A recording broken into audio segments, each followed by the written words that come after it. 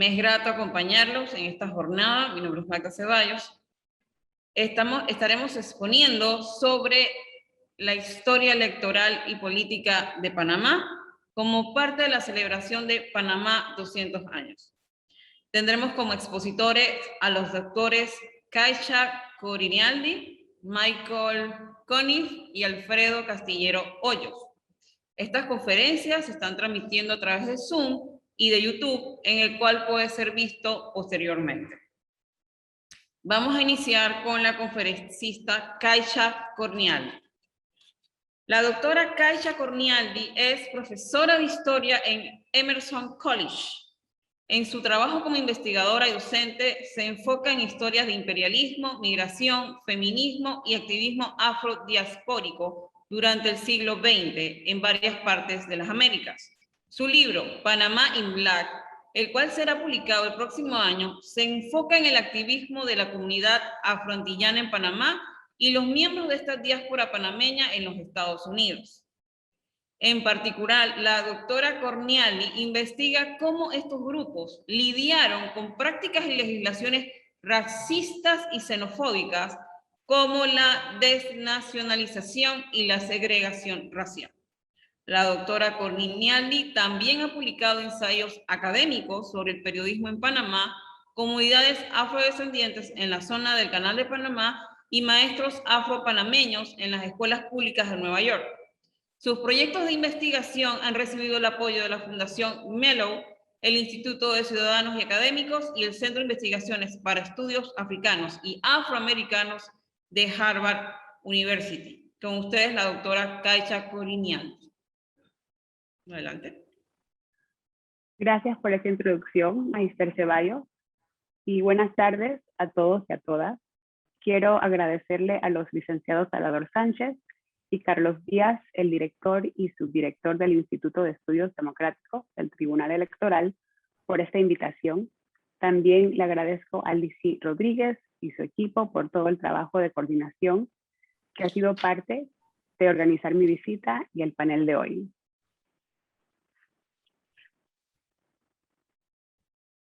Como parte de mi contribución al tema de historia política y electoral de Panamá, hoy les hablaré sobre el activismo de afrodescendientes en Panamá, en particular el activismo de panameños afroantillanos durante mediados del siglo XX. Específicamente apuntaré las prácticas xenofóbicas y racistas que intentaron impedir el acceso completo a la nacionalidad de este grupo y me enfocaré en la lucha de la comunidad afroantillana por asegurar sus derechos a la nacionalidad. Durante su inauguración como el 21º presidente de la República, Arnulfo Arias Madrid acertó que Panamá sufría por un grave problema étnico. Este problema, según Arias, tenía sus raíces en la apertura del Canal de Panamá y en las migraciones de grupos que, según él, devaluaban el potencial de la República. Arias no fue la primera persona en difundir este pensamiento, pero sí el primer presidente de la República de promover este pensamiento al nivel institucional. Como alternativa a esta supuesta crisis étnica, Arias promovió la doctrina del panameñismo. Esta doctrina tenía como mantra oficial Panamá para los panameños. Claro, esa identidad de panameño no era disponible para todos. Nacer en Panamá, décadas de vida en Panamá y tener hijas o hijos en el Istmo no era suficiente para ser panameño. Lo importante, basado en esta doctrina, era asegurar que la identificación de panameño estuviera ligada al mejoramiento de la raza, de la etnia y de la nación a través de la exclusión de grupos categorizados como indeseables. El símbolo más agudo de la xenofobia que formaba parte de la administración del gobierno de Arnulfo Arias fue la Constitución de 1941, en particular la Ley de Nacionalidad, artículo 12 del título 2 de la Constitución. En la pantalla les presento las partes relevantes de esta ley. Esta parte de la Constitución no solo mantuvo el discurso de grupos indeseables, categorizados como inmigrantes prohibidos, pero atacó a las hijas y los hijos de estos grupos. En el caso de personas de ascendencia afroantillana, la sección B de la ley reducía a todos los miembros de esta comunidad a un símbolo de lo foráneo y lo peligroso en torno a la nacionalidad. En esta segunda parte de mi charla me enfocaré en miembros de la comunidad afroantillana que cuestionaron la legitimidad de la ley de nacionalidad y crearon espacios de activismo cívico y político. Una de estas personas fue el colonense Pedro N. Rhodes. Rhodes nació en la ciudad de Colón en 1894 y se educó en Panamá y el Caribe anglosajón. También se inscribió en cursos de correspondencia y contrató como tutor al reconocido abogado Alejandro Rodríguez Camanera. En 1925, Rhodes solicitó y recibió su licencia como abogado, lo cual lo hizo uno de solo 38 personas en todo Colón y menos del 0,05% de la población del país que tenía licencia para practicar la ley. Para los años 40, Rhodes surgió como uno de los líderes del movimiento que buscaba eliminar las graves inequidades impuestas por la ley de nacionalidad. Rhodes criticó la legalidad del artículo 13 transitorio de la ley de nacionalidad, el cual estipulaba que personas afectadas por el cambio de la ley tenían 3 meses para solicitar su ciudadanía. Algunos cumplieron con esta muy limitada apertura, pero el proceso estaba repleto de corrupción. Rhodes también denunció el decreto ejecutivo número 59 de enero de 1942. Según este decreto, todos los que no habían entregado solicitudes de ciudadanía antes de los 3 meses otorgados por la ley de nacionalidad tendrían que obtener tarjetas de identidad designándolos como personas con nacionalidad no comprobada. Este decreto también estipuló que personas que ya tenían cédulas identificándolos como panameños, pero que no habían cumplido el proceso de reconocimiento, tendrían que devolver esas cédulas y recibir otros identificándolos como extranjeros de nacionalidad no comprobada. Para Rhodes, esta designación era repugnante, detestable y nula de cualquier validez jurídica. Aún más alarmante, como argumentaba Rhodes, era lo injusto de la aplicación de la norma de retroactividad, por la cual más de 50,000 personas nacidas en Panamá desde 1903 ahora se enfrentaban con la realidad de ser designados como extranjeros en su suelo natal. Rhodes, al preparar esta opinión en contra de la ley de nacionalidad, obtuvo el apoyo de Felipe Juan Escobar, quien ocupaba provisionalmente el cargo de Procurador General de la Nación. Escobar para ese entonces era el primer afrodescendiente en asumir este cargo. Escobar no solo apoyó los argumentos de Rhodes, pero también reflexionó en torno al impacto fundamental de tener una ley de desnacionalización basada en criterios de raza. Tal ley iba en contra de todas las prácticas de ciudadanía reconocidas en las repúblicas americanas y se basaba en la noción falsa de la homogeneidad racial del pueblo panameño. Por ende, la ley de nacionalidad tenía como resultado la creación de un grupo rechazado por su propio gobierno y condenados al ostracismo social.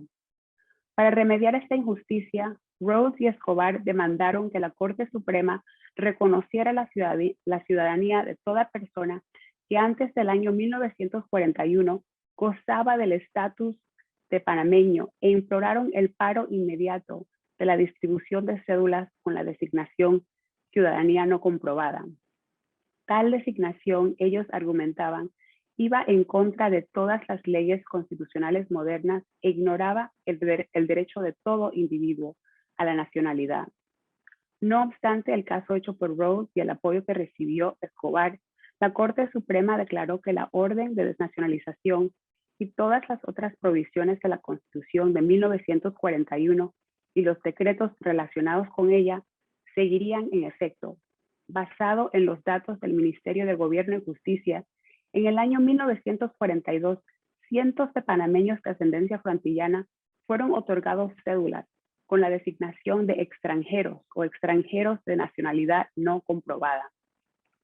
Añadiendo a esta humillación, era la nota en paréntesis que decía nacido en Panamá, también imprimida en estas cédulas. Según esta lógica, uno podía nacer y vivir toda su vida en Panamá y no obstante, en los ojos de la ley, ser para siempre un foráneo. Pero la lucha de Rhodes y de la comunidad afroantillana no terminó con esta decisión.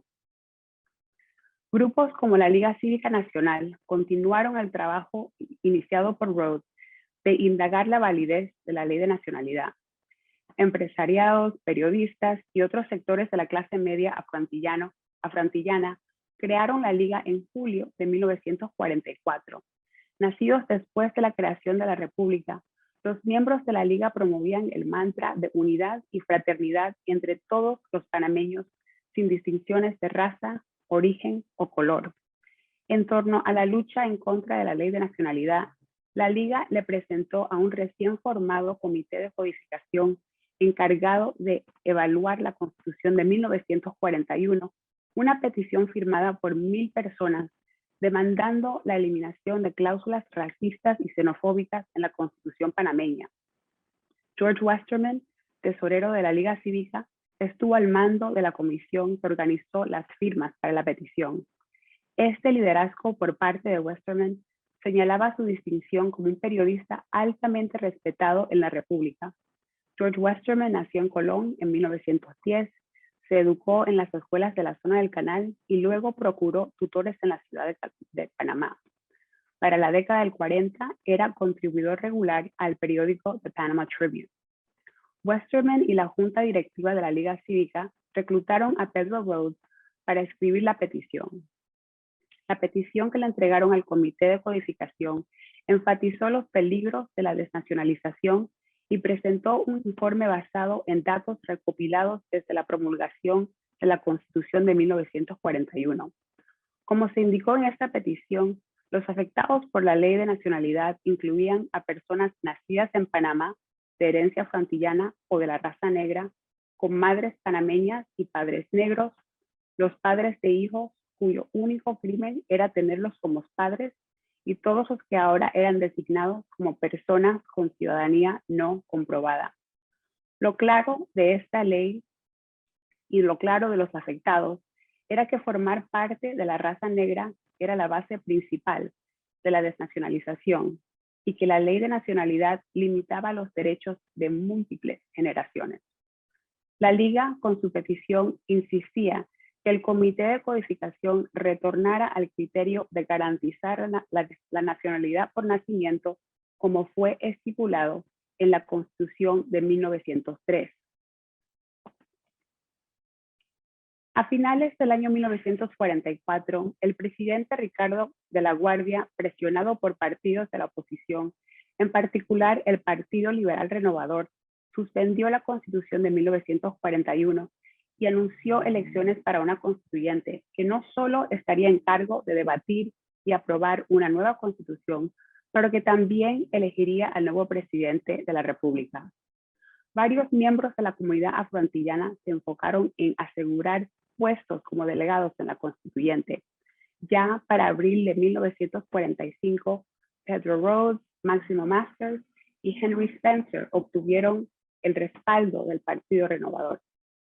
Junto con lanzarse como candidatos para la constituyente, personas como Oscar Cradwell introdujeron al periódico The Panama Tribune una nueva sección titulada La Página Política.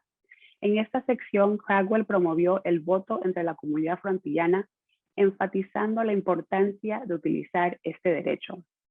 En el final, ningún candidato afroantillano fue elegido para la constituyente, aunque al lanzarse, estos candidatos hicieron historia. En cuanto a la constituyente, la falta de voces afroantillanas se hace palpable cuando vemos el resultado de la nueva Constitución de 1946. Según la revisión de la Ley de Nacionalidad, toda persona nacida en Panamá con padres inmigrantes tendría que, al llegar a la mayoría de edad, entregar una declaración jurada, optando por la nacionalidad panameña y renunciando para siempre a la nacionalidad de sus padres.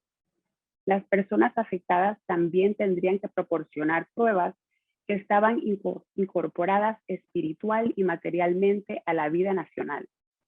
Panameños de ascendencia afroantillana, como miembros del grupo más grande en Panamá, con padres nacidos en el exterior, seguían siendo vistos por esta ley como ciudadanos a prueba. No fue hasta enero de 1961 que este criterio de solicitud fue eliminado de la Constitución del país.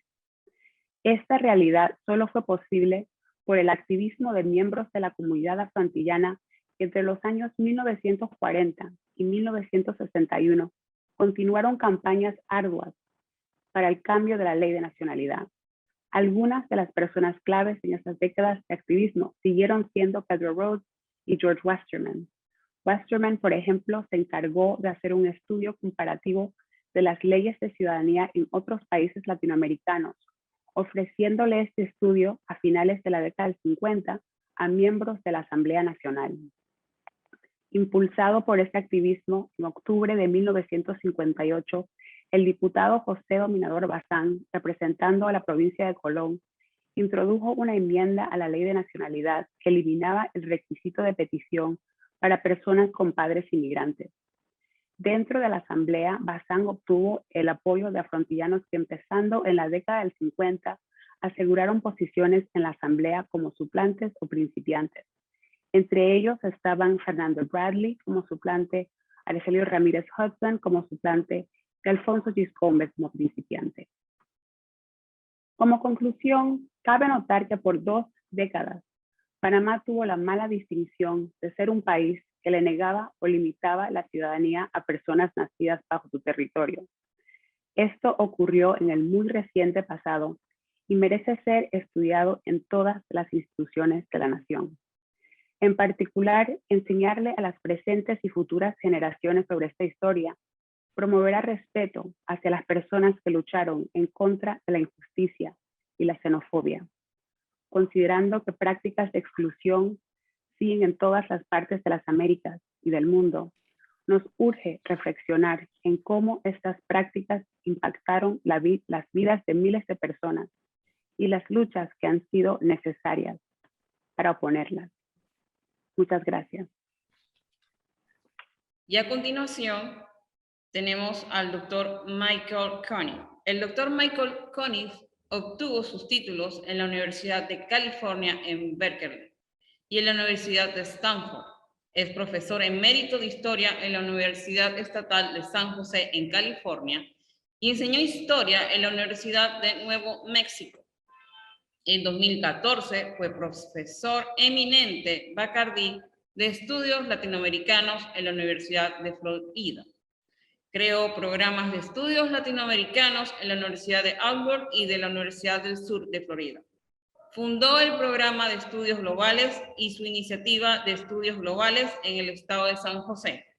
Ganó y gestionó subvenciones y contratos por valor de $4 millones. Ha publicado 10 libros, los más recientes son Panamá Moderno en el 2019 con Jan Weiger y A New History of Modern Latin America en 2017 con Lawrence Clayton y Susan Gauss. Además, ha publicado gran número de artículos sobre historia moderna. Ha vivido en el extranjero más de una docena de años y cursado varios postdoctorados, incluyendo 3 giras Fulbright, y ha servido en el Cuerpo de Paz de los Estados Unidos.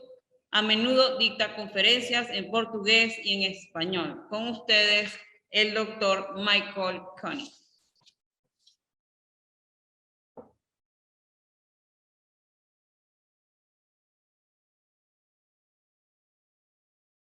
Doctor, no se le está escuchando. Muy bien, muchas gracias. Estoy muy contento de estar aquí con ustedes. Admiro mucho el sistema de elecciones en Panamá. Pude monitorear la elección de 1994 con la misión Carter, y en todos mis estudios sobre la historia panameña he visto una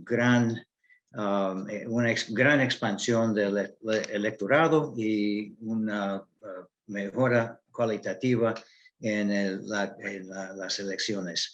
Déjame poner mi PowerPoint.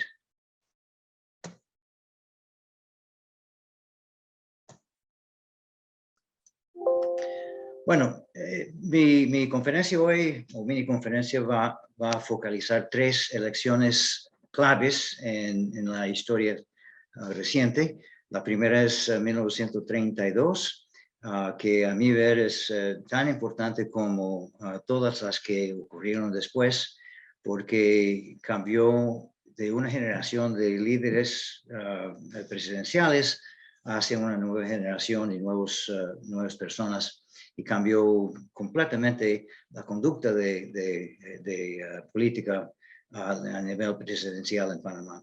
En 1940, también una elección clave, pero en un sentido muy negativo, porque fue un desastre en cuanto a la conducta de las elecciones. Y finalmente en 1994, cuando después de la invasión y la caída de la dictadura, los políticos civiles tomaron cuenta del poder y elaboraron un sistema muy exquisito y muy honesto de conducir elecciones. Bueno, para comenzar con el 1932, esa elección fue la combinación de 3 años de mucho caos y mucho cambio en Panamá, primero por el impacto de la Gran Depresión de 1929, el golpe de Estado de 1931, en el cual el presidente fue derrotado y depuesto, y un nuevo grupo, la Acción Comunal, tomó cuenta del poder, y finalmente la elección de junio de 1932, cuando Armando Arias Madrid ganó la elección contra una figura de la antigua generación, don Pancho Arias Paredes. Primero, para dar un poco de background, las elecciones se usaban la cédula electoral. La cédula fue creada por ley en 1916 por Belisario Porras, y aquí tienes un ejemplo de una cédula que fue emitido cada elección, que si se usaba nada más una elección y tenía que aplicar para una cédula en la siguiente elección.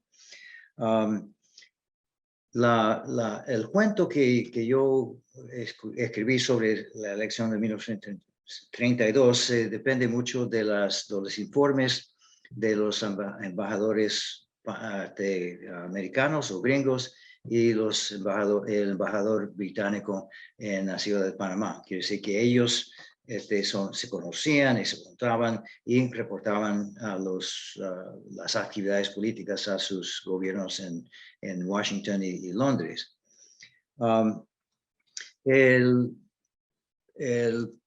El candidato don Pancho Arias Paredes era un hombre rico, era un ganadero, tenía contratos muy lucrativos con suministrar carne a la zona del canal, y él era muy campechano. Él le gustaba que le decía don Pancho y no don Francisco. Le gustaba estar con gente en muchedumbres.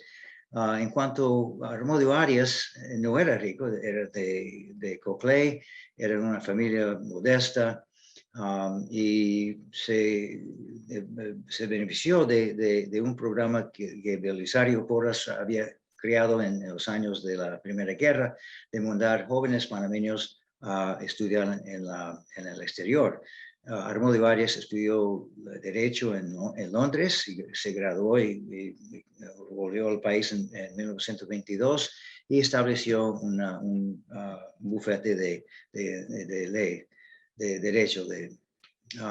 Y el hermano menor de Armando Arias, que lo conoce y ya Caisha había mencionado su nombre, Arnulfo Arias.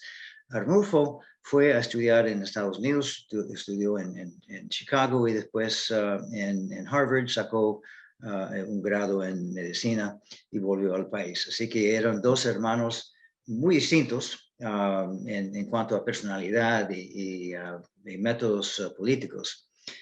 Pero Armando era el mayor y que tenía más autoridad en el movimiento Acción Comunal, y él se candidató para presidente en 1932.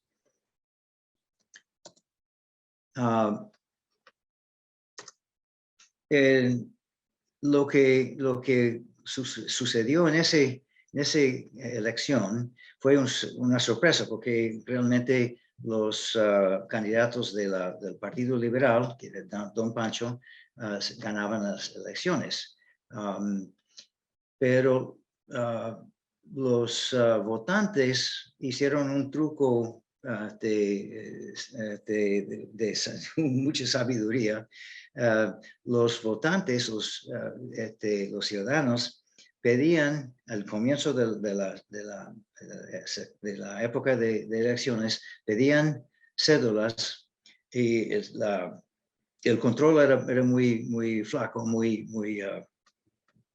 no muy extenso, y sacaban cédulas, y miembros de la campaña de Don Pancho les compraban las cédulas por $1 o $1.50, y para salvaguardarlos para antes de la elección. Entonces, Don Pancho y su gente pensaban que ya un día antes de la elección iban a distribuir esas cédulas que habían comprado y ganarían la elección. Tenían miles de cédulas.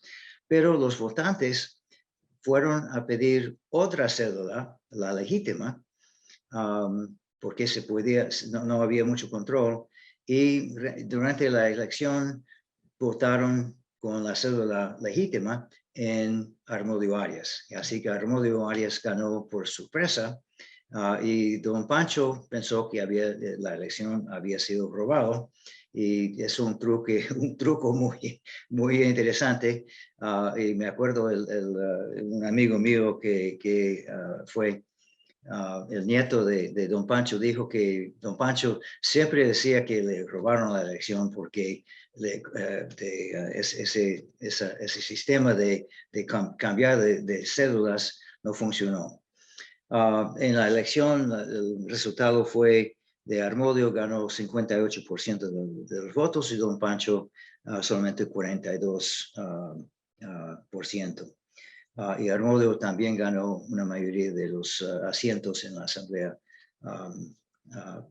del Parlamento de Asamblea Nacional. Así que esa elección dejó entrar en poder un nuevo grupo, la Acción Comunal, una figura muy importante durante la década de los 30, Armodio Arias, y también entró en la acción Arnulfo Arias, que correría para presidente en 1940. Bueno, vamos a cambiar para la próxima elección. La elección de 40 fue un desastre y un contratiempo para la democracia.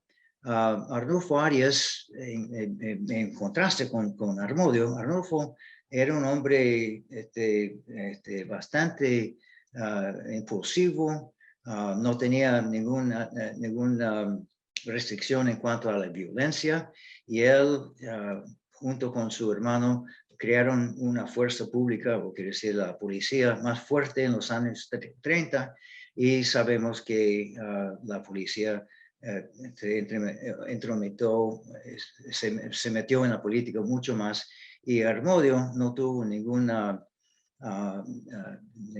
reluctancia en usar la policía para hostigar a su rival, que era un estadista, Ricardo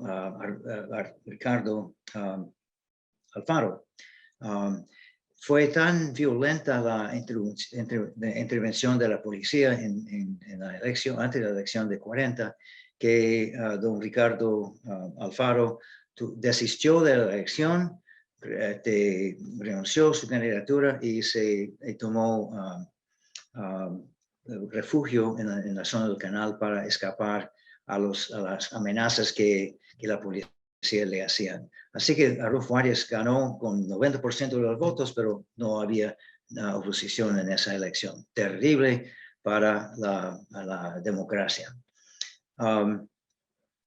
La elección fue la elección más antidemocrática en la historia, inclusive contando las elecciones del 84 y 89, 88, perdón, bajo la tutela del dictador Manuel Noriega. Ok, y pasamos a la tercera elección. Hay una fotografía perdón, quería hacer otro punto importante que descubrí investigando el libro Panamá Moderno. Surgió una mitología en el sentido de que Arnulfo, la constitución de 41 que Caixa mencionó, esa constitución dio el voto a la mujer panameña, pero de hecho, un estudio por Yolanda Marco y Ángela Alvarado mostró que el artículo 61 de la Constitución de 41, que fue patrocinado y casi escrito por Arnulfo y su gente,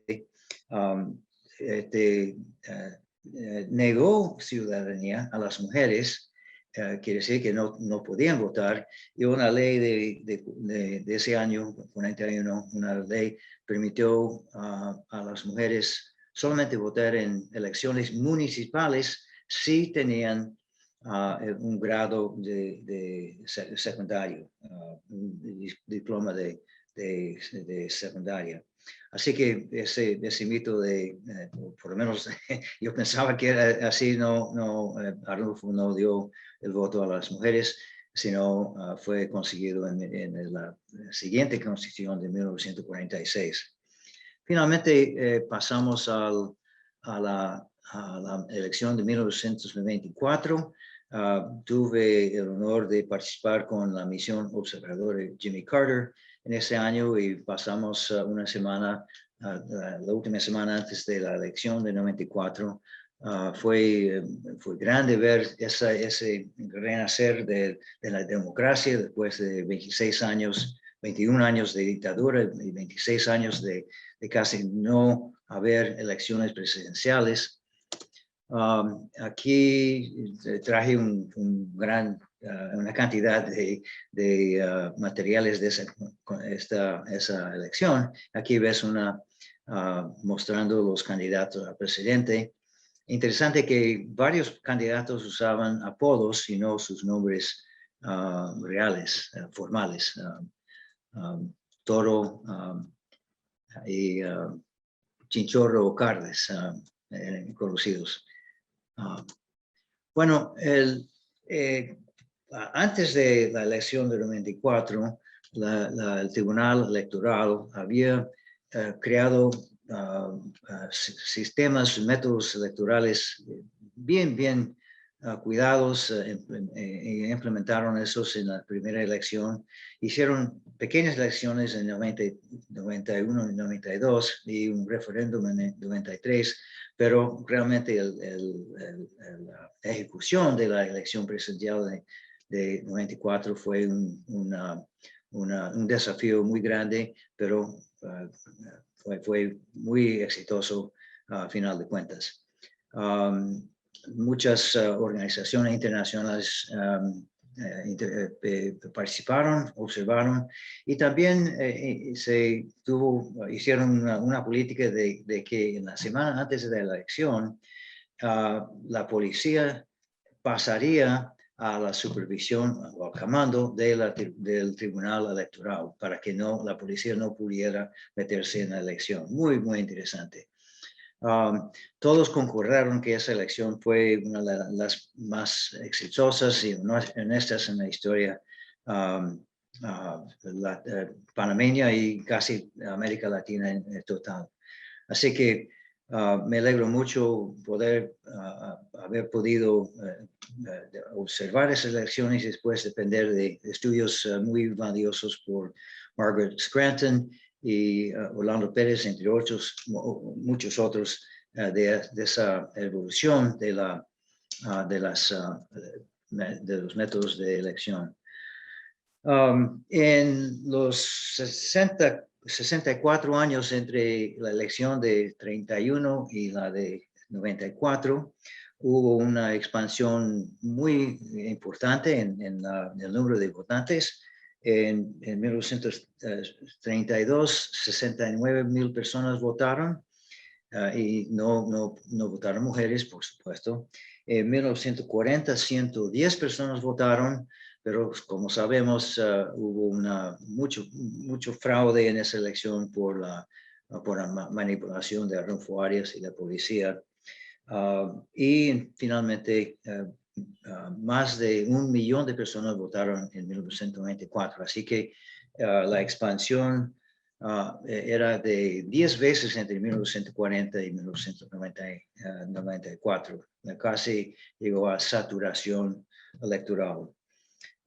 Y lo más importante, no solo la expansión cualitativa, sino cualitativa, la calidad de los votos. Y en el libro Panamá Moderno que acaban de publicar, mostramos que en cada elección desde 1994, la oposición ganó la elección. Quiere decir, los que mantenían el poder no podían manipular los resultados. Yo creo que dos observaciones más. Panamá sufre de muchos problemas, pero el sistema electoral no es uno de ellos. Los panameños tienen mucho orgullo en la cualidad de sus elecciones y yo respeto eso mucho. Y también no creo que ha habido la polarización profunda que ocurre en mi país, en Estados Unidos, por influencia de los medios sociales. Los medios han llegado a Panamá, muchos los usan, Facebook, etcétera, pero no, por lo menos mi observación es que no ha causado la extrema polarización y sentido negativo hacia las elecciones. Las operaciones de Trump para anular las elecciones de 2020 muestran que el pueblo norteamericano enfrenta a un desastre en cuanto a democracia que nunca en la historia del país hemos enfrentado. Así que nosotros tenemos ese problema y tal vez podamos observar y aprender de la experiencia panameña. Bueno, con eso termino y doy mis gracias al tribunal y su gente. Agradecemos al doctor Konis por su participación. A continuación, presentamos al doctor Alfredo Castillero Hoyos.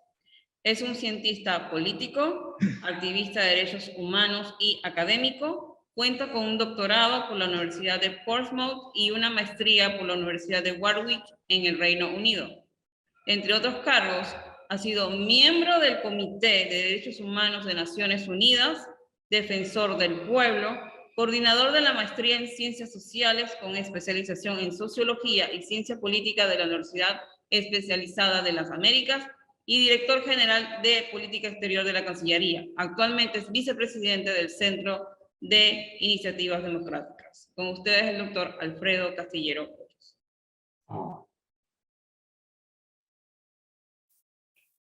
Muchísimas gracias por la gentil presentación, magistra Ceballos.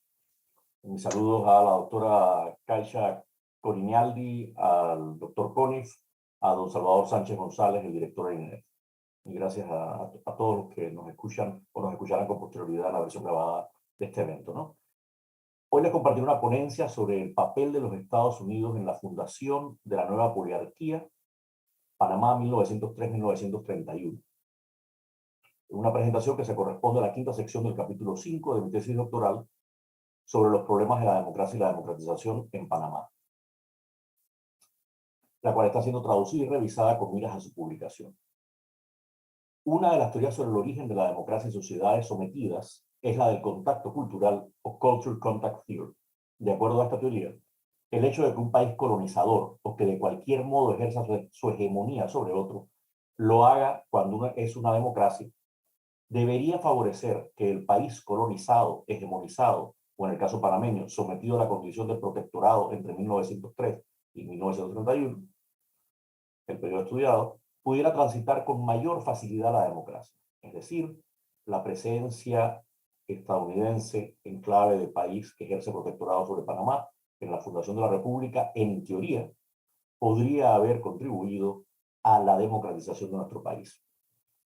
En el caso particular de Panamá, al momento fundacional de la República, su larga tradición electoral que se remonta a su participación en las Cortes de Cádiz y que incluye 33 años de experiencia con el sufragio universal masculino durante su adhesión a Colombia, debería haberse visto fortalecido por el hecho de que el país que ejercía el protectorado, Estados Unidos, era una poliarquía.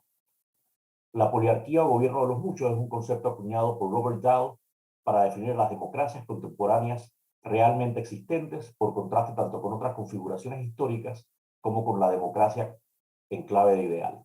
Sobre el particular podríamos hablar luego con detalle. Durante ese periodo, una de las características de la democracia al estilo panameño en la etapa fundacional de la República era precisamente la baja participación electoral, en términos no solamente absolutos, sino comparativos con la propia región latinoamericana. En momentos en que el sufragio estaba creciendo en toda la región y la participación electoral estaba creciendo en toda la región. Cabe destacar que además es llamativo porque Panamá tempranamente introduce o reintroduce en este caso el sufragio universal masculino, es decir, el derecho de la totalidad de los hombres adultos mayores de 21 años en aquel caso de poder participar ejerciendo su voto en las elecciones, a diferencia de la mayoría de los países latinoamericanos en ese periodo. La expansión de la participación electoral que ocurrió en América Latina durante el periodo en cuestión fue principalmente el resultado en México de la revolución de ese país. En el cono sur, el creciente poder de los sectores medios que presionaron por alcanzar la misma, y en América Central y el Caribe del intervencionismo estadounidense, según señala Ochoa. Aparte de Panamá, abro comillas, en el área estratégica y económicamente importante del canal, cierro comillas, los Estados Unidos habían, abro nuevamente comillas, negociado tratados de protectorado con la República Dominicana, Honduras, Nicaragua y Haití, según Emilio Rosenberg, cierro las comillas, como lo había hecho anteriormente con Cuba y Puerto Rico. Todos países donde, con la excepción de la República Dominicana, la participación fue consistentemente más alta durante todo el periodo estudiado, reitero, en 1903 a 1931, que en Panamá. Bajo las presidencias de Theodore Roosevelt, William Howard Taft, Woodrow Wilson, Warren G. Harding, Calvin Coolidge y Herbert Hoover, en estos protectorados los Estados Unidos intentaron introducir un modelo de reformas con tres componentes, a saber, una policía profesional, la probidad en el manejo presupuestario y elecciones honestas, con el doble objetivo de exportar su modelo de democracia y, sobre todo, asegurar la estabilidad de un área estratégica. Cabe señalar que lo era estratégica como área para los Estados Unidos precisamente por la construcción del canal. Para los Estados Unidos se trataba esa agenda reformista de un matrimonio de conveniencia entre sus intereses y sus ideales. Y es con este marco de referencia que uno debe entender la contribución o no de Estados Unidos a la democracia Panamá durante el periodo. Esta contribución consistió no solo en la supervisión de la mitad de los procesos electorales del periodo, sino también en la reducción del umbral de violencia en la política. Asunto que no era poca cosa para un país que acababa de sufrir una guerra civil entre sus principales fuerzas políticas, en las cuales, de acuerdo a Humberto Ricord, habrían muerto más de 5.000 personas, o algo más del 1% de la población. Esto se logró en 4 pasos sucesivos.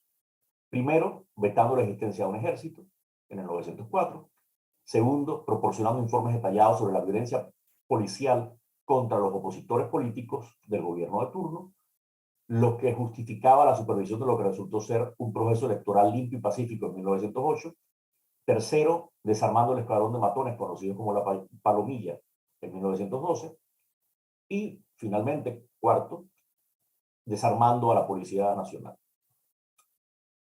Es fácil ver que al menos 2 de estos actos, la disolución del ejército y el desarme de la policía, fueron medidas útiles para los intereses estadounidenses al otorgarles un cuasimonopolio del uso de la fuerza en el país, y que solo de manera no intencionada, ayudaron a la democratización al disminuir la posibilidad de violencia gubernamental.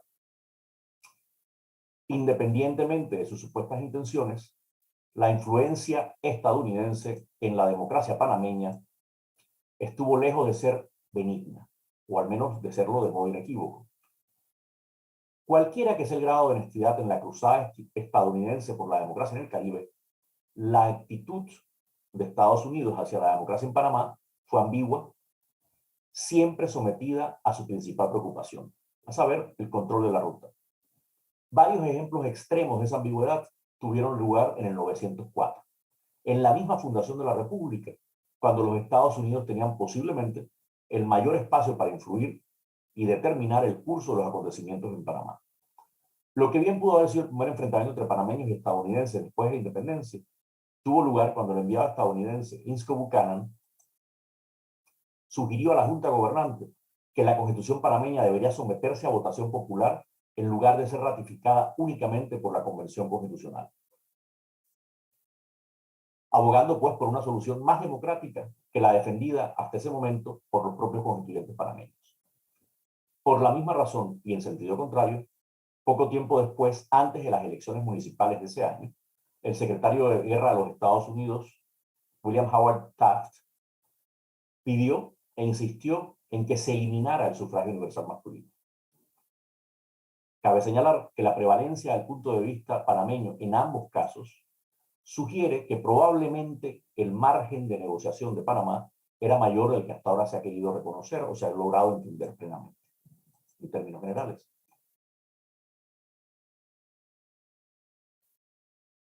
Por otra parte, más o menos al mismo tiempo, Rufus Lane, un aventurero estadounidense protegido del senador Henry Cabot Lodge, trató de introducir la tradición del Town Hall de Nueva Inglaterra a los pueblos a orillas del canal, una institución de democracia directa que debería haber sido fácil de adoptar, dada la reciente experiencia generalizada con los cabildos abiertos de regambre española en todo Panamá durante la independencia de 1903, apenas unos meses antes. Todo ello para que el proyecto fuera rechazado por el Congreso de los Estados Unidos. Más allá del periodo fundacional, la actitud de Estados Unidos con respecto a la democratización parece haberse limitado a la supervisión de las elecciones y a ejercer lo que solo puede describirse como un poder de veto, una interdicción sobre la política y los políticos panameños. Así bloquearon la candidatura presidencial de Carlos A. Mendoza, por motivos que no pueden ser definidos sino como racistas, así como la carrera política del entonces ministro Guillermo Andereve, un liberal reformista y patriótico. En el proceso, tal vez de manera no intencional, privaron al liberalismo popular de algunos de sus mejores hombres y, paradójicamente, ayudaron a la consolidación del poder de Belisario Porras, el hombre a que consideraban la mayor amenaza para los intereses estadounidenses en Panamá. La interdicción de Andreve retrasó en una década un auge nacionalista que con el tiempo la élite aprendería a explotar para obtener mayores ganancias del canal y la zona del canal. Sin embargo, la interdicción en Mendoza tuvo consecuencias aún mayores para la democracia. Mendoza era el principal líder de la rama urbana multiétnica de clase baja y media del liberalismo popular, y en 1908 había sido elegido por la Asamblea como segundo designado, el equivalente a un segundo vicepresidente. Ello al morir tanto el presidente como el primer designado, ambos adultos mayores, por lo cual él se habría convertido en presidente por un periodo de 6 meses que terminó en 1910, cuando se elegiría una asamblea que a su vez escogería a un nuevo designado que serviría durante la segunda mitad del periodo 1908-1912. Se esperaba en aquel momento que se postularía a la presidencia en el periodo siguiente, ya que además de su base popular de apoyo en el arrabal de Santana, ahora tenía una base de poder dentro del gobierno. El director del proyecto del canal, George Goethals, y el agente estadounidense Richard Ogilvie Marsh se opusieron a la candidatura de Mendoza, pretextando que habría sido inconstitucional al violar los artículos 80, 82 y 83 de la Constitución panameña, pero con consideraciones racistas en mente que han sido adecuadamente documentadas. Así, por un lado, impidieron que la reelección inmediata se convirtiera en una característica de la política panameña, y por el otro establecieron pautas raciales claras con las que la oligarquía podría vivir cómodamente. La población afrodescendiente, podía ejercer su derecho al voto y alcanzar cargos públicos de importancia, como durante el apogeo del Estado federal bajo el dominio colombiano. Pero no podían esperar, como durante aquel periodo, llegar a las más altas esferas de la administración pública. Lo sucedido reforzó un patrón de prejuicios raciales que se había roto durante el Estado federal en el siglo XIX y parecía estar en camino de romperse una vez más cuando los estadounidenses lo impidieron. Desde 1903 hasta el día de hoy, ningún panameño ha sido reelegido para 2 periodos sucesivos y apenas algún panameño que se autodenomina afrodescendiente ha llegado a presidente o vicepresidente del país.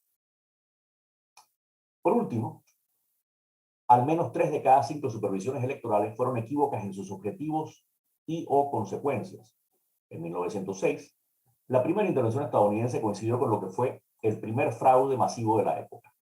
De hecho, probablemente fue el más grande y de alguna manera refuta la impresión de que la intervención estadounidense era en sí misma una garantía de elecciones justas.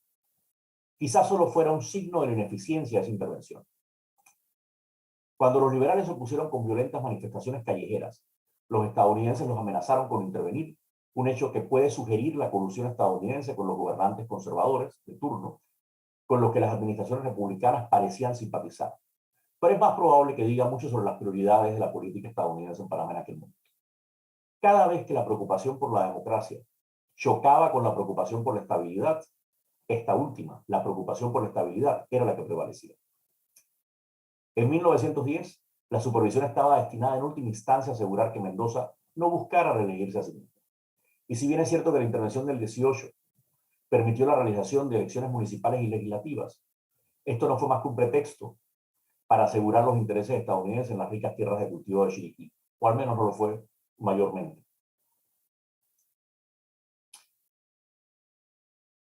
Si los esfuerzos directos de los estadounidenses para influir en la política panameña eran ambiguos con respecto a la democratización, también lo era el contacto cultural entre panameños y estadounidenses. Por un lado, los Estados Unidos fueron claramente vistos como un modelo a emular. Por ejemplo, en las elecciones municipales de 1904, las autoridades locales pidieron al pueblo que siguiera el ejemplo del presidente estadounidense Theodore Roosevelt, que había viajado en tren desde la Casa Blanca a su lejana circunscripción para votar en las elecciones locales en Estados Unidos. Evidencia quizás de que las autoridades ya estaban preocupadas por lo que probablemente había sido una baja participación en 1903. Por otro lado, el modelo político estadounidense realmente existente en Panamá, el de la administración de la zona del canal, era de todo menos democrático. El orden social programado centralmente era racista y rígidamente jerárquico, similar al sistema de castas indias según el policía de la zona del canal Harry Frank, con toda la autoridad y el prestigio concentrados en la figura del, abro comillas, omnipotente, omnisciente, omnipresente, cierro comillas, gobernador de la zona del canal nombrado por Washington. La zona del canal no solo era racista y jerárquica, sino que además se trataba, según el exdiplomático estadounidense William F. Sands, de un, abro comillas, estado tristemente eficiente, gobernado hasta el último detalle con tanta meticulosidad como una administración colonial japonesa. Hablamos, por si acaso, del Japón imperial, cuya gestión de ese imperio derivó en su participación en la Segunda Guerra Mundial, como parte de las potencias del eje. Un estado cuyo pueblo, el estado de la zona del canal, los sonians o sonianos, por acuñar un término, abro comillas nuevamente, habían sido martillados hasta constituir un ejército civil altamente disciplinado. Incluye aquí a la población civil, no estamos hablando solamente de las Fuerzas Armadas citas en la zona del canal. Continúo con la cita. Todos los estadounidenses se veían y se comportaban exactamente como todos los demás ante el gran desconcierto de los nativos panameños, que anteriormente habían pensado en nosotros como una raza de individualistas extremos. La zona era una estrecha cinta de edificios estandarizados y hombres estandarizados que trabajaban en trabajos estandarizados. En resumen, y procedo a citar a Edwards, abro comillas nuevamente, no hay ninguna democracia aquí en la zona del canal. Es una burocracia comparable a la rusa. Este es el tipo de cosas con las que Bismarck soñaba. Si la extracción sureña de la mayoría de los sonianos fue el supuesto origen del racismo arraigado de la administración de la zona del canal, su alta consideración por la regimentación tuvo su origen en su entrenamiento técnico y o militar. Según Sands, había mucho que nuestros ingenieros estadounidenses del canal podrían haberles enseñado a Lenin o Stalin sobre la racionalización o mecanización de una sociedad humana. En las mentes de la mayoría de los estadounidenses que sabían sobre el hecho de que Panamá era un estado soberano, eso era solo otro tonto tecnicismo legal o diplomático. Y probablemente no hay categoría estadounidense más desdeñosa de los tecnicismos que aquellos que persiguen vocaciones técnicas. En todo caso, en contraste con el carácter racista y autoritario de la administración de la zona del canal, la vida política de Panamá debe haber parecido la encarnación misma de la democracia, a pesar de sus enormes limitaciones. Desde la perspectiva de la democratización, el hecho de que la República viviera de espaldas a la zona del canal puede muy bien haber sido beneficioso al aislarla de su influencia. Otra influencia perjudicial en la política panameña de la presencia estadounidense fue la cultura de dependencia que generó. Durante el periodo fundacional en cuestión, de 1903 a 31, se pidió a los Estados Unidos que intervinieran, o este amenazó con intervenir, o intervino, en al menos 15 ocasiones, en 1904, 1906, 1908, 1910, 12, 15, 16, 18, del 18 al 20, 20, 21, 24, 25 y 28. Invocando el Tratado del Canal de 1904 y o el artículo 136 de la Constitución panameña, Estados Unidos intervino en 9 de esas 14 ocasiones. En 1904, para impedir un golpe militar y asegurar la disolución del ejército. En el 6, para supervisar una elección. En el 8, para supervisar una elección. Nuevamente con ese fin en el 10. Otra vez en el 12. En el 16, para desarmar a la policía.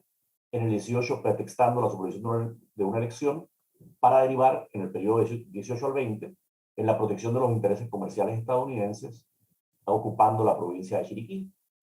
En el 21, para asegurar que Panamá reconociera el arbitraje estadounidense en su disputa fronteriza con Costa Rica, mediante la ejecución de maniobras navales en ambos océanos. Y, finalmente, en 1925, para sofocar la huelga inquilinaria. Todo el sistema sociopolítico había llegado a depender de la intervención estadounidense. Y, de hecho, de lo que los panameños interpretaban como la opinión estadounidense. Las intervenciones, más que las elecciones, se habían convertido en el principal mecanismo de legitimación del poder político en Panamá. Muchas gracias. Agradecemos al doctor Castillero por su participación e iniciamos entonces con el periodo de preguntas y respuestas. La primera pregunta para la doctora Caixa Corinialdi. En áreas de mejorar la historia a futuro, ¿cómo se podría aumentar la participación electoral de los afrodescendientes? Muchas gracias por esa pregunta. Lo primero que diría es que al dar ejemplos de personas que ya desde los años 1940 estaban intentando participar en el sistema electoral, es buena manera de presentarle a las personas que están pensando en postularse a candidatos que es posible, que ha sido posible por varias décadas a nivel de municipalidades, también provincialmente, y que de esta manera, si se ve que esto es algo que siempre ha sido posible, que han intentado por lo menos personas antes, puede motivar a que sea también en este presente algo muy importante. También diría que esto se liga mucho con en la manera en que hablamos de la historia y la participación afrodescendiente en las escuelas. Si ya empezamos a motivar a estudiantes a que piensen que ellos son líderes y que pueden serlo, esto va a aumentar la cantidad de personas afrodescendientes que se van a postular por posiciones electorales. Muchas gracias. La siguiente pregunta para el doctor Connie, y es, ¿qué podría comentar acerca del movimiento feminista panameño en su lucha por la conquista del sufragio y qué influencia tuvo este hecho en las condiciones políticas de Panamá en esa época? Buena pregunta y me gustaría mucho tener una respuesta coherente, pero la verdad que no he prestado mucha atención a la evolución del movimiento feminista en Panamá. Creo que la penetración de las mujeres no ha procedido tanto cuanto nosotros quisiéramos. La verdad que no han alcanzado la mitad de la participación en la política. Mireille Moscoso fue la primera presidenta femenina y va a demorar mucho que vuelva a tener otro presidente, mujer de presidente. La verdad que creo que la sociedad panameña o la cultura panameña no es tan abierta a la participación femenina cuanto en otros países. Pero nosotros en Estados Unidos también tenemos ese mismo, el mismo problema. Si puedo añadir un punto a lo que ha dicho el doctor Conis. Para mí sería importante ver la participación del Partido Feminista en Panamá y mujeres como Clara González, Linda Smart Chubb, que desde los 20 y los 30 ya estaban impulsando la necesidad del voto femenino y de las mujeres electorales. Una de las primeras mujeres en llevar el cargo como consejera en Colón era Linda Smart Chubb. Así que hay participación históricamente basado en el trabajo de personas como Yolanda Marcos Serra, María Blanca Staff Wilson, puede indicar algunos de los pasos que se han hecho en el nivel del movimiento feminista. Muchas gracias a ambos. Una pregunta para el doctor Castillero. Si la policía no estuviera al mando del Tribunal Electoral poco antes de las elecciones, ¿usted cree que la historia ahora mismo sería diferente? Se sale un tanto del marco de la exposición que compartió, pero y entramos en un terreno un poco especulativo, ¿no? Yo, a ver, en estos días, ayer anteayer, un amigo compartía en un chat emocionado el hecho de que en Costa Rica, con el inicio de su periodo electoral, la fuerza pública TIC acaba de pasar a manos del control formal de su tribunal electoral, ¿no? Y nos lo enviaba con mucha emoción porque para él implicaba una señal, ¿no?, de la fortaleza de la democracia costarricense, ¿no? Yo creo que simbólicamente es importante, creo que sustantivamente también lo es, pero yo no creo, toco metafóricamente madera en ese sentido, no creo, digo, que de no haber pasado la fuerza pública a manos del Tribunal Electoral durante los torneos electorales que hemos tenido del 94 para acá, no creo, digo, que habría habido un riesgo mayor de fraude ni nada por el estilo, ¿no? Nosotros tenemos toda una serie de retos como democracia fallida, como lo son todas, pero la nuestra con unos retos quizás mayores. Pero no creo que ese sea uno de los escollos que nosotros encaramos. Muchas gracias. Otra pregunta para el doctor Conis. ¿Podría profundizar en su comentario acerca de la división de la sociedad norteamericana en relación con las redes sociales? Es algo que estamos discutiendo diariamente, el impacto de Facebook, Instagram, WhatsApp y otros medios sociales. Y la verdad que no sabemos exactamente cuál influencia ha tenido, pero ha creado divisiones, y ha creado enfrentaciones, confrontaciones entre grupos, y los grupos han hecho, se han hecho más rígidos en cuanto a su oposición a otros grupos. Y eso es fatal para una democracia. Hay que haber diálogo, hay que haber negociación, hay que haber colaboración y entendimiento entre varios grupos. Y lamentablemente los medios sociales han hecho más difícil que haya ese diálogo, esa vida convivial que pueda hacer prosperar la democracia. Estamos realmente en una momento muy crítico para la democracia norteamericana. Así que recomiendo que vean el New York Times, Washington Post y otros periódicos para continuar a ver la evolución de esa situación de divisiones. Okay, una pregunta para la doctora Caixa. Los panameños hicieron esfuerzos para que la población afrodescendiente no votara. ¿Cuáles fueron esos esfuerzos? Gracias por esa pregunta.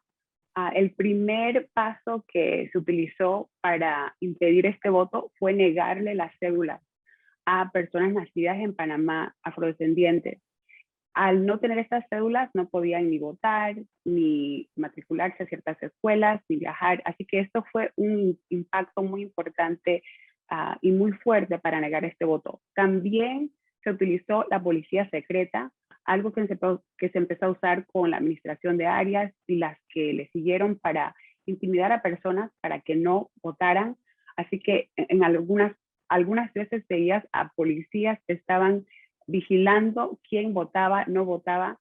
Y esto se hizo mucho en provincias como Colón, Darién y en Panamá para de veras mantener esta actitud de que el voto no iba a ser libremente utilizado por la comunidad afrodescendiente. Muchas gracias. La última pregunta es para el doctor Castillero. Posinvasión, ¿usted considera que la democracia en Panamá ha sido exitosa?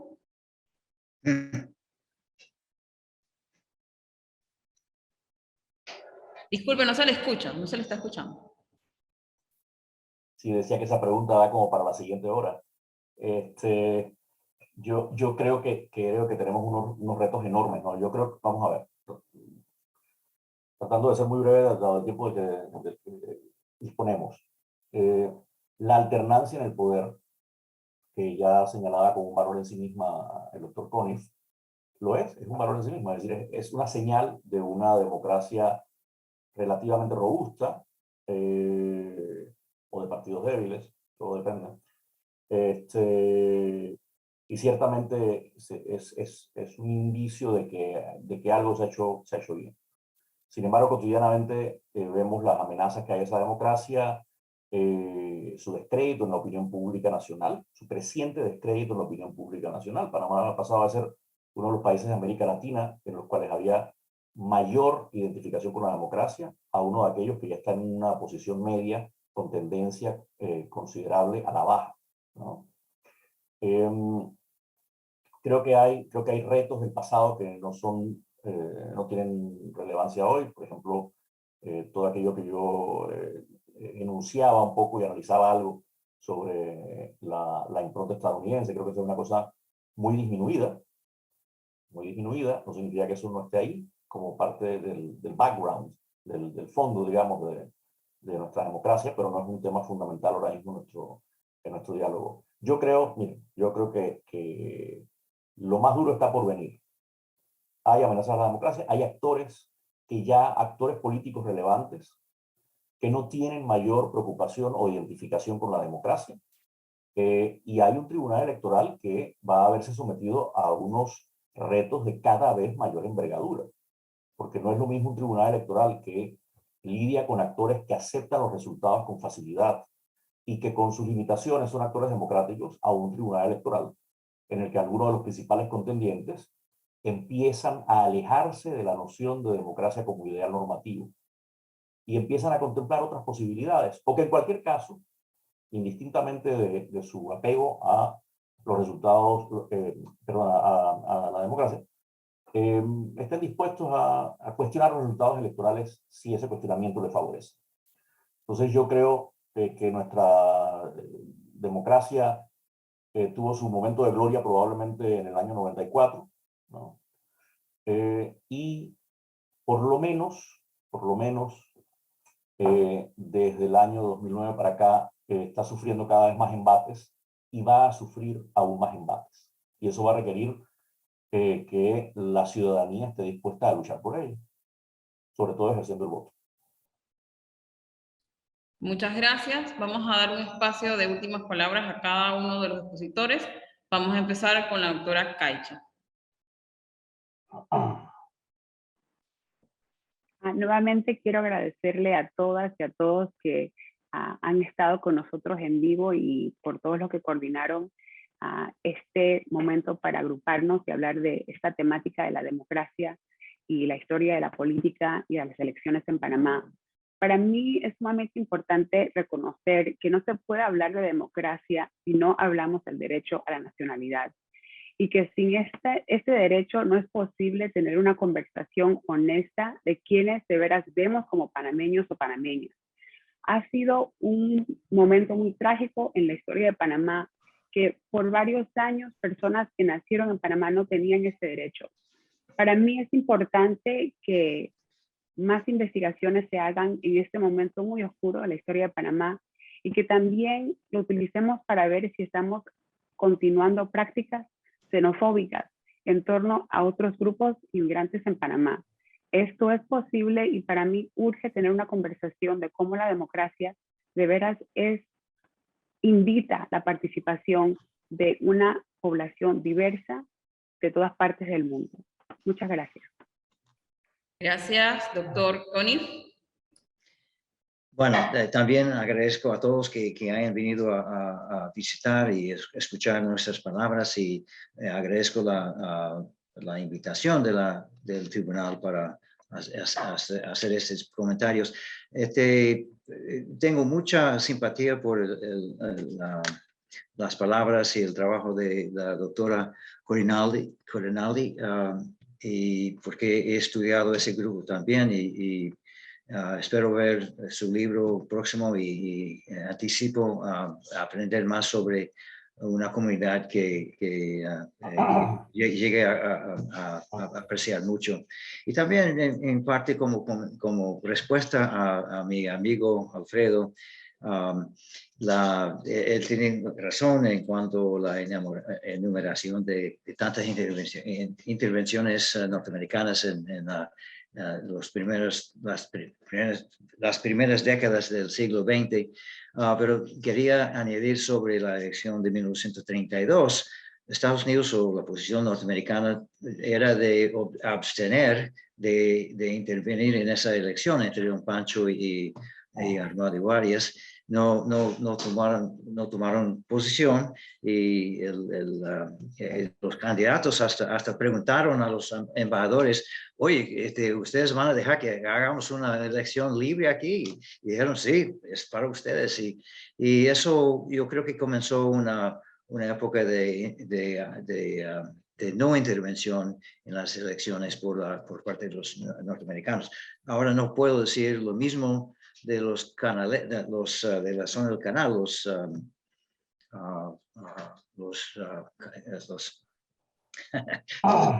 me olvidó cómo se llama, los del canal de Panamá. Ellos siempre tomaron posiciones distintas a la posición del Departamento de Estado, la posición oficial norteamericana. Pero ha sido muy interesante escuchar sus posiciones y espero leer los trabajos de Alfredo y de Caixa en el futuro, que me pasen por email. Gracias. Muchas gracias, doctor Castillero. Muchísimas gracias. Me sumo al agradecimiento que han dado los copanelistas, ¿no? Tanto al Tribunal Electoral por la gentileza de invitarnos, como al público que ha tenido la todavía mayor gentileza de escucharnos, quizás aguantarnos.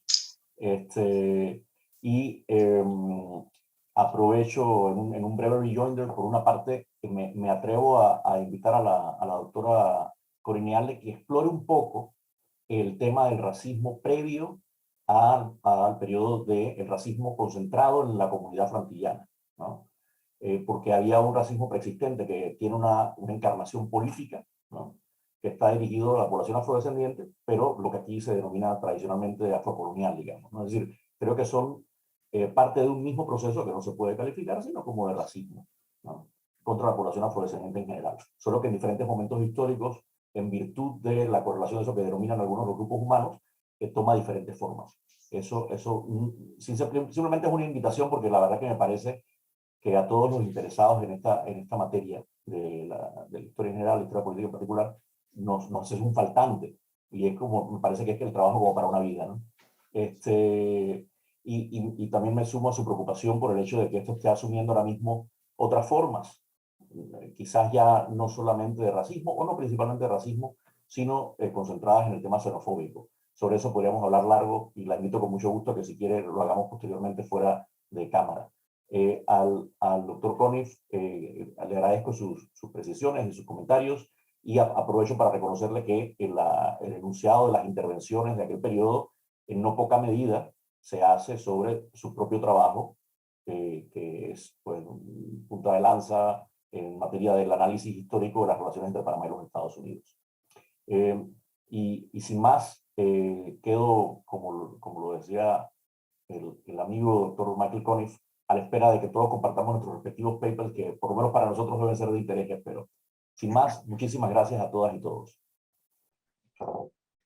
Gracias a cada uno de los panelistas por su intervención, así como a cada uno de los que nos acompañaron, y le deseamos a todos una excelente tarde.